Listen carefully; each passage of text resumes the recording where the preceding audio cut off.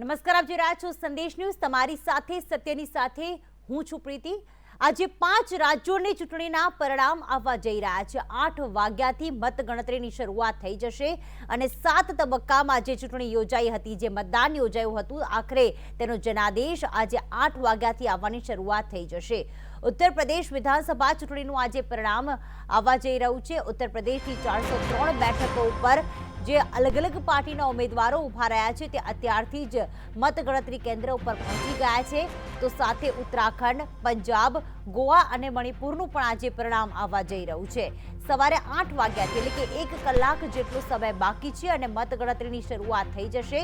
તો મતગણતરી કેન્દ્રો પર સુરક્ષા વ્યવસ્થા સઘન કરવામાં આવી છે। સાથે આખી રાત समाजवादी पार्टीना जे पण उम्मीदवारों हता, जे कार्यकर्ताओं हता, ते मतगणतरी केन्द्रनी बहार ईवीएमनी सुरक्षा करता नजरे पड्या हता। अने 2 दिवस पहला जे आक्षेप करवामां आव्यो हतो अखिलेश यादव द्वारा के जे उत्तर प्रदेशना पूर्व मुख्यमंत्री छे के ईवीएम में गड़बड़ी थई छे, जेना कारणे तेमणे आ आखी रात सुरक्षा करी हती।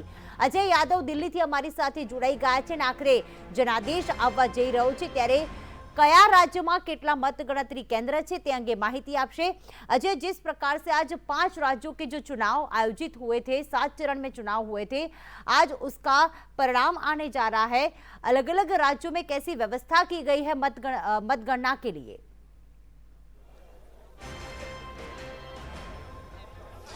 देखिए, निश्चित तौर पे प्रीति जी, सबसे पहले मैं बता दूं कि मैं दिल्ली में नहीं बल्कि नोएडा में हूं और खास करके नोएडा के काउंटिंग सेंटर के सामने हूं। काउंटिंग सेंटर के बाहर का नज़ारा क्या है वो आप देख लीजिए। 8 बजे जो है मतगणना की शुरुआत होगी, लेकिन उससे पहले जितने भी काउंटिंग एजेंट हैं अलग अलग पार्टियों के, सभी अब फिलहाल क्यू में दिखाई दे रहे हैं, क्योंकि इनको भीतर भेजने की प्रक्रिया शुरू की जा रही है। तो किस तरह का नज़ारा पूरे उत्तर प्रदेश या 5 राज्यों में होगा काउंटिंग का, उससे पहले का ये नज़ारा है। और प्रॉपर वे में अगर नोएडा की मैं बात करूं तो नोएडा जो विधानसभा सीट है गौतम बुद्ध नगर में आती है और गौतम बुद्ध नगर में 3 विधानसभा सीटों के लिए यहां पे काउंटिंग हो रही है। नोएडा के लिए 38 राउंड की काउंटिंग होगी और 20 जो काउंटर सेंटर बनाए गए हैं, टेबल लगाए गए हैं। इसी तरह से दादरी में 34 राउंड में काउंटिंग पूरी होगी और 20 टेबल लगाए गए हैं। और जबकि जेवर के लिए 30 राउंड की काउंटिंग होगी और 14 टेबल लगाए गए हैं। तो इसी तरह का जो अरेंजमेंट है देश के अलग अलग जो 5 राज्यों में विधानसभा चुनाव हो रहे हैं सब जगहों पे किए गए हैं। और खास करके इस बार का विधानसभा चुनाव इसलिए भी खास है क्योंकि उत्तर प्रदेश में कई सारे काउंटिंग सेंटर पे देखने में आ रहा है कि समाजवादी पार्टी के जो लीडर्स हैं, कार्यकर्ता हैं, दिन रात पहरा देते हुए दिखाई दे रहे हैं। यहाँ तक कि कई काउंटिंग सेंटर पे बैलेट पेपर पाए गए हैं सरकारी गाड़ियों में और कुछ और दूसरे तरह के पेपर पाए गए हैं जो कि आपत्तिजनक थे और इसको लेकर के इलेक्शन कमीशन ऑफ इंडिया की तरफ से कार्रवाई भी की गई है।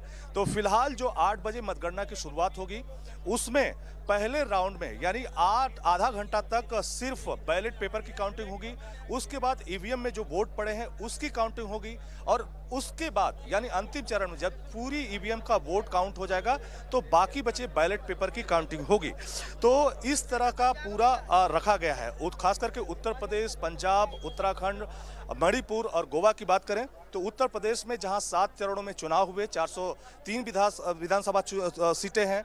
योगी आदित्यनाथ उत्तर प्रदेश के मुख्यमंत्री थे। क्या एक बार वो फिर मुख्यमंत्री बनेंगे या नहीं बनेंगे? भारतीय जनता पार्टी एक बार फिर जीत दोहराएगी या नहीं दोहराएगी? वहीं पर समाजवादी पार्टी भी अपनी दावा कर रही है। जबकि उत्तराखंड में कांग्रेस और बीजेपी के बीच काफ़ी कड़ी टक्कर है। इसी तरह से पंजाब में कई तरह के सर्वे आए हैं जिसमें आम आदमी पार्टी को बहुमत एग्जिट पोल के हिसाब से दिखाया गया है, जबकि कई एग्जिट पोल में हंग असेंबली दिखाई गई है। गोवा में कांग्रेस और बीजेपी के बीच कड़ी टक्कर है और इसी तरह से मणिपुर में कांग्रेस और बीजेपी के बीच कड़ी टक्कर है। हालांकि एग्जिट पोल में मणिपुर में बीजेपी की सरकार बनती हुई दिखाई दे रही है। यहाँ पर जो एजेंट है, कुछ एजेंट हैं, उनसे फिलहाल मैं बातचीत करता हूँ। अच्छा, ये बताएं कि आप किस पार्टी से काउंटिंग एजेंट बनाए गए? समाजवादी पार्टी से। अच्छा, ये बताएं कि आप लोग प्रॉपर वे में ट्रेनिंग दी गई है या मतलब ऐसे ही आप? ट्रेनिंग दी गई है। तो फिलहाल आप लोगों को क्या लग रहा है? क्या जी, हमें तो समाजवादी पार्टी की सरकार बनती नज़र आ रही है और यहाँ से अपने सुनील चौधरी जी हैं जो बहुत मजबूत तरीके से लड़े हैं और जीतते नज़र आ रहे हैं जी हमें तो। यहाँ नोएडा के काउंटिंग सेंटर पे भी आप लोगों का दिन रात पहरा चल रहा है? जी बिल्कुल, उसी दिन से। आप बताइए, आप किस पॉलिटिकल पार्टी से हैं? समाजवादी पार्टी। अच्छा, आप भी समाजवादी पार्टी? जी। ये सब समाजवादी पार्टी के काउंटिंग एजेंट। पूछो, सवाल पूछो। अच्छा, आप बताइए, आपको मन में क्या आ रहा है आज? हमारे मन में बढ़िया सरकार बन रही है, नोएडा विधानसभा की, नोएडा की सीट भी जीत रहे हैं बढ़िया ढंग से। जिन लोगों ने 5 साल में कुछ काम नहीं किया, जनता उनको सबक सिखा रही है। अच्छा, कितने काउंटिंग एजेंट आप लोग हैं? हम लोग लगभग हैं इस टाइम में 20 हमारे अपने हैं और 20 जो है वो हैं दूसरे हैं। मतलब 20 आप लोगों के, 30 दूसरे के? जी। तो अलग अलग पार्टियों के भी होंगे ना? हाँ। तो खैर, ये काउंटिंग एजेंट हैं, समाजवादी पार्टी के बता रहे हैं और अपनी बात रख रहे हैं, इनको जीत का भरोसा है। लेकिन इसी तरह का नज़ारा फिलहाल जो अभी आपको नोएडा में दिखाई दे रहा है, इसी तरह का नज़ारा 5 राज्यों में जहां भी काउंटिंग सेंटर बनाए गए हैं वहां पर दिखाई दे रहा है। और खास करके यहाँ की अगर सिक्योरिटी अरेंजमेंट की बात करें तो आप देख सकते हैं कि आगे जहां से इन लोगों को एंट्री दी जा रही है और काउंटिंग सेंटर की तरफ जा रहे हैं, वहां पर भी बड़ी संख्या में पुलिस फोर्स तैनात की गई है। इसी तरह से इसके पिछले हिस्से की बात करें तो कैमरामैन से कहूंगा कि इधर भी दिखाएं कि आप देख सकते हैं कि इधर भी बड़ी संख्या में पुलिस फोर्स तैनात की गई है। इसी तरह से काउंटिंग सेंटर के चारों तरफ 1000 पुलिसकर्मी जो है, उत्तर प्रदेश के जो पुलिसकर्मी हैं उनको तैनात किया गया है। 3 पीएससी की कंपनियां तैनात की गई हैं और पुलिस फोर्स की तरफ से कहा जा रहा है कि पूरे काउंटिंग सेंटर की निगरानी ड्रोन से की जाएगी। तो एक तरह से जो आपने नोएडा के सेंटर का नज़ारा देखा, इसी तरह का नज़ारा 5 राज्यों में जितने भी काउंटिंग सेंटर हैं सब जगह का है। और सभी पार्टियों के जो एजेंट हैं, प्रॉपर वे में उनको एजुकेट किया गया है कि कैसे काउंटिंग सेंटर पे जाकर के काउंटिंग में पार्टिसिपेट करना है और कब कब वोटों की जब गिनती होगी तो कैसे चरणबद्ध जो प्रक्रिया है वो पूरी होगी। तो फिलहाल ये नोएडा के काउंटिंग सेंटर का आपने नज़ारा देखा, इसी तरह का नज़ारा 5 राज्यों के हर काउंटिंग सेंटर का है। सभी पार्टियों को उम्मीद है कि वो जीतेंगे, लेकिन जनता ने किसको ये सौभाग्य दिया है या किसके फेवर में वोट किया है, माना जा रहा है कि 1 बजे तक तस्वीर जो है थोड़ी क्लियर हो जाएगी।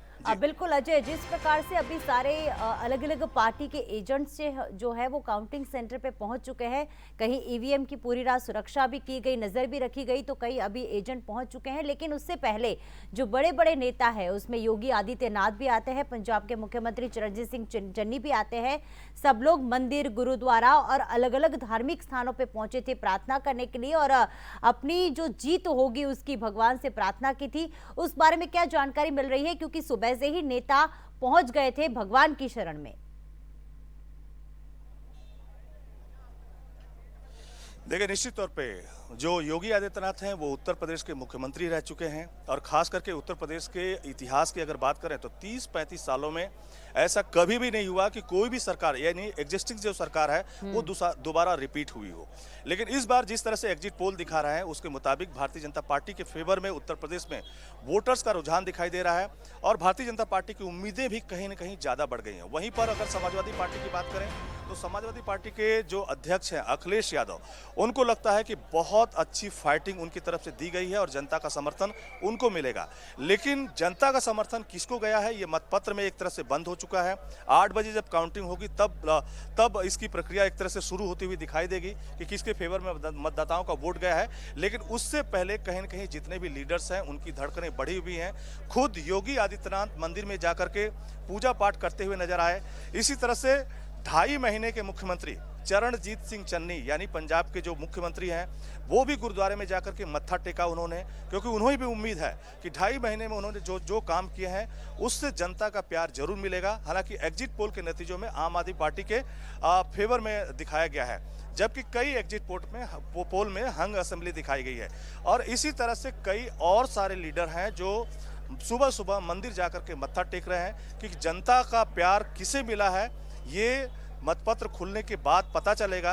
लेकिन नेताओं के मन में जो डर है या कह सकते हैं कि जो बिलीव है, उनको विश्वास है कहीं ना कहीं जनता का प्यार उनको भी मिलेगा। तो हर जगह से इसी तरह के खबरें भी आ रही हैं, विजुअल्स भी आ रहे हैं कि लीडर्स जो है सुबह सुबह काउंटिंग की जो प्रक्रिया है टेलीविजन पर देखने से पहले मंदिरों की तरफ रुख करते हुए दिखाई दे रहे हैं। जी बिल्कुल अजय, लेकिन समाजवादी पार्टी और जिस प्रकार से भाजपा की कांटे की टक्कर उत्तर प्रदेश में देखने को मिल रही है, वहीं पंजाब में कहीं जो आम आदमी पार्टी है वो भी अभी कहाँ एंट्री करती हुई दिख रही है, क्योंकि इस बार एग्जिट पोल्स जो आए हैं उसमें पंजाब में कांग्रेस और साथ ही साथ अगर आम आदमी पार्टी का देखा जाए तो कांटे की टक्कर देखने को मिल रही है। एग्जिट पोल में आम आदमी पार्टी की काफी सारी सीटें आई थी और वो एक बड़ी पार्टी उभर के सामने आ सकती है। तो आम आदमी पार्टी से क्या समाचार मिल रहे हैं अभी पंजाब से? देखिए, निश्चित तौर पे उत्तर प्रदेश में जहां भारतीय जनता पार्टी समाजवादी पार्टी के बीच कड़ी टक्कर देखने को मिल रही है, हालांकि बहुजन समाज पार्टी की तरफ से भी दावा किया जा रहा है कि उसको भी अच्छी खासी संख्या मिलेगी और इसी तरह से पंजाब में अगर बात करें तो पिछले विधानसभा चुनाव में आम आदमी पार्टी को 20 सीटें मिली थी। हालांकि चुनाव आते आते कई जो आम आदमी पार्टी के जो विधायक थे वो टूट करके अलग अलग पार्टियों में चले गए थे। पार्टी कहीं न कहीं सिकुड़ गई थी। लेकिन फिलहाल जो एग्जिट पोल के नतीजे हैं वो कहीं न कहीं आम आदमी पार्टी को सुकून देते हुए नजर आ रहे हैं। आम आदमी पार्टी ने काफ़ी कड़ी टक्कर दूसरी पार्टियों को दिया हुआ है और आम आदमी पार्टी के फेवर में कहीं न कहीं जो एग्जिट पोल के नतीजे आम आदमी पार्टी को काफ़ी उत्साहित करते हुए दिखाई दे रहे हैं। जबकि कांग्रेस पार्टी की तरफ से कहा जा रहा है कि इस बार जो पंजाब में किसान आंदोलन का खासा असर रहा है, इसलिए किसानों की नाराजगी का फायदा सीधे तौर पर कांग्रेस पार्टी को मिलेगा। जबकि वहीं पर अकाली दल बहुजन समाज पार्टी के साथ मिलकर के चुनाव लड़ रही है पंजाब में और कैप्टन अमरिंदर जो कि पंजाब के मुख्यमंत्री थे, जब उन्होंने कांग्रेस छोड़ा तो उसके बाद चरणजीत सिंह चन्नी को कांग्रेस की तरफ से मुख्यमंत्री बनाया गया। लेकिन कैप्टन ने अपनी अलग पार्टी बनाई और भारतीय जनता पार्टी के साथ, उस भारतीय जनता पार्टी के साथ जिसको खुद कैप्टन अमरिंदर की तरफ से किसान विरोधी बताया जाता था। हालांकि बाद में कुछ पैचअप करते हुए किसानों के फेवर में बातें कही गई और ये कहा गया कि कैप्टन अमरिंदर के कहने पर ही किसान आंदोलन को वापस लिया गया। तो वहां पर भारतीय जनता पार्टी कैप्टन अमरिंदर के साथ मिलकर चुनाव लड़ रही है। कई एंगल से ये पूरा मुकाबला दिखाई दे रहा है। तो देखना यह होगा कि पंजाब में जो विधानसभा चुनाव हुए हैं वो किसान आंदोलन के संज्ञान में, यानी कि उसके संदर्भ में किस तरह का फैसला देते हैं, क्योंकि जो पंजाब में जो रिजल्ट आएगा वो इस बात को भी डिसाइड करेगा कि किसान आंदोलन का रुख आम जनता के लिहाज से किस पार्टी के फेवर में गया है। हालांकि अधिकतर एग्जिट पोल ने आम आदमी पार्टी की सरकार बनती हुई वहां पे दिखाया हुआ है। लेकिन जब 1 बजे तक लगभग क्लियर हो जाएगा कि पंजाब में भी किसको मतदाताओं का प्यार मिला हुआ है। जी बिल्कुल बने रहिए अजय आप અમારી સાથ। તો મોંઘવારીનો પ્રશ્ન છે, બેરોજગારીનો પ્રશ્ન છે, સાથે સાથે ખેડૂતોનું આંદોલન છે। આ તમામ મુદ્દાઓ પર અત્યારે પાંચે રાજ્યોમાં જે પણ મતદારો હતા તેમણે મતદાન તો કર્યું છે, પરંતુ સાથે આજે મતગણતરીનો દિવસ છે। તમામ નેતાઓની નજર, કારણ કે ગોવા, ઉત્તરાખંડ, મણિપુર, પંજાબ અને ઉત્તર પ્રદેશ આ 5 રાજ્યો એવા છે કે જે આગામી સમયમાં 2024માં એક લોકસભાનું પરિણામ પણ નક્કી કરશે। એટલા માટે સૌની નજર છે